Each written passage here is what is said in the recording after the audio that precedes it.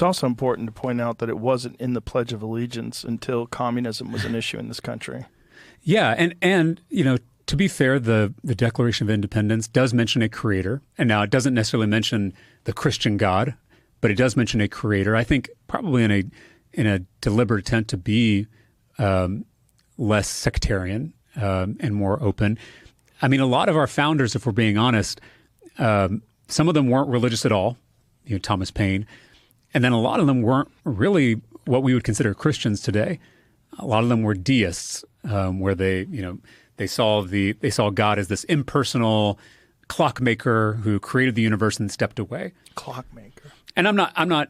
That's an interesting way of describing it. Well, and I'm not casting aspersion that. Yeah. Where did you come up with that? I think this is how deists would describe it, because they would the universe describe it as a clockmaker. Really? Yeah, that the universe is, and it's because they were Enlightenment thinkers, so they were enthralled by physics and the natural scientists, and they saw that the universe fit together in this perfect way, almost like a clock or a watch, and so they assumed that God was this watchmaker, this clockmaker, and then kind of stepped away from God's creation. Mm-hmm. That is a very different view. It's not an invalid view. I don't mean to cast aspersions on that view, but it's very different than a lot of Christians today who have a personal relationship with God and feel God's intervention in our lives and in our world.